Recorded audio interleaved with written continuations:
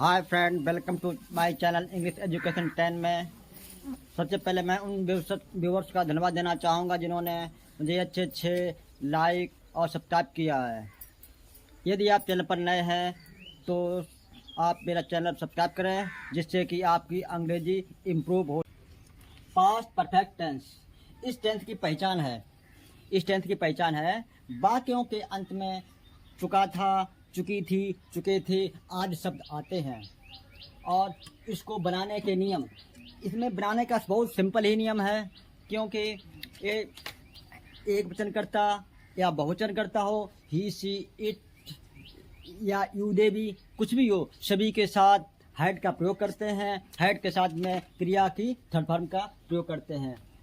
बनाने का स्ट्रक्चर ये है, सब्जेक्ट हैड प्लस बी3 का मतलब होता है वर्ब की थर्ड फॉर्म प्लस अन्य वर्ड, यानी कि और कोई ऑब्जेक्ट या अदर वर्ड हो सकता है। अब हम एग्जाम्पल देखें। मोहन गेंद खेल चुका था, उसकी अंग्रेजी बनेगी। सबसे पहले मोहन की अंग्रेजी, मोहन साइक्रिया चुका था, हैड प्लेड बॉल। मोहन गेंद खेल चुका था, मोहन हैड प्लेड बॉल। इसके बाद अब हम वाक्य को नेगेटिव वाला बनाने का प्रयास करेंगे, जिसमें हैड नॉट का प्रयोग हुआ और क्रिया की थर्ड फॉर्म। मोहन गेंद नहीं खेल चुका था। अब Mohan had not played the ball. यदि इस वाक्य को प्रश्नवाचक यस नो टाइप वाले वाक्यों में प्रयोग करें तो क्या मोहन गेंद खेल चुका था?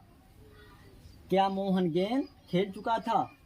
अब सब यदि क्या लगा हुआ है तो सहायक क्रिया जो होती है उसको सबसे पहले रख देते हैं, जैसे कि हैड मोहन प्लेड। सबसे पहले रखेंगे हैड मोहन प्लेड बॉल। और इंट्रोगेटिव दो प्रकार के होते हैं। इंट्रोगेटिव वाक्य दो प्रकार के होते हैं। Number 1 snow type, number 2 WS type. Snow type वो वाले वाक्य होते हैं जो उनका उत्तर हाँ या ना में दिया जाए, और डब्ल्यूएस टाइप वो वाक्य होते हैं जिनका मोहन गेंद कहाँ खेल चुका था। जब डब्ल्यूएस टाइप वाले वैन, वाई आदि शब्द जो हैं उनका प्रयोग सबसे पहले किया जाएगा। कहाँ की अंग्रेजी? सबसे पहले वेयर, उसके बाद सहायक क्रिया, सब्जेक्ट मोहन, क्रिया प्लेड द बॉल। मतलब मोहन गेंद कहाँ खेल चुका था, where had Mohan played the ball. अब हम पढ़ेंगे पास्ट परफेक्ट कंफ्यूजिंग वाक्यों को, जिनमें वैन का प्रयोग होता है, बिफोर का प्रयोग होता है, आफ्टर का। जब हम स्टेशन पर पहुंचे तब तक रेलगाड़ी चली गई थी। इसका मतलब ये है कि जब हम पहुंचे थे रेलगाड़ी जो है चली गई थी। यानी जो वाक्य पहले बनाया गया है उसको हैड प्लस V3 लगाएंगे, हैड और क्रिया की थर्ड फॉर्म। और जो वाक्य बाद में हुआ है वो पास्ट इंडेफिनिट में ही बनेगा। जैसे इसमें दिखाई दिया है कि हम स्टेशन पहुंचे, मतलब हम स्टेशन पर जब पहुंचे थे तब तक रेलगाड़ी चली गई थी, अर्थात हम बाद में पहुंचे और रेलगाड़ी पहले जा चुकी थी। इसलिए जो पहले काम हुआ है उसमें हैड और क्रिया की थर्ड फॉर्म लगाई गई है, और जो बाद में काम हुआ है वो पास्ट इंडेफिनिट में वाक्य को बनाया है। अब आगे देखिए, कुछ वाक्य ऐसे होते हैं कि डॉक्टर के आने से पूर्व मरीज सो चुका था, या ट्रेन के आने से पहले रोगी जा चुका था। इस प्रकार के वाक्यों के लिए दूसरा फार्मूला होता है, डॉक्टर के आने के पूर्व मरीज सो चुका था।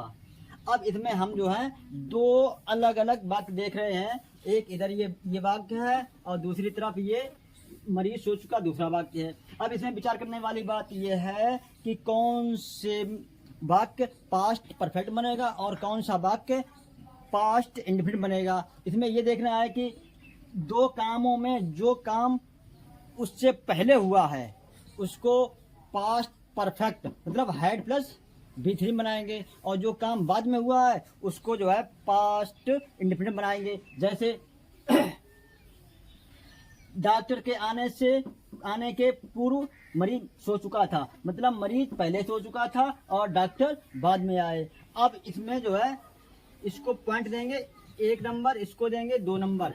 ये पॉइंट आगे लिखा जाएगा और ये वाला सेंटेंस बाद में लिखा जाएगा, और पहले या पूर्व की अंग्रेजी उसी स्थान पर बीच में लिखी जाएगी। मरीज सो चुका था मतलब जो काम पहले हुआ है उसको हैड प्लस बी3 के साथ में, जो कार्य बाद में हुआ है वह पास्ट इंडेफिनिट में सेकेंड फॉर्म के साथ बनेगा। जैसा कि अब ये निगेटिव में, डॉक्टर के आने के पूर्व मरीज नहीं सो चुका था, पेशेंट हैड नॉट स्लीप्ड। ये पहले वाला वाक्य है, ये पहले रखा गया है, और ये डॉक्टर के आने ये बाद में रखा गया है क्योंकि ये बाद में कार्य हुआ है। Patient had not slept before doctor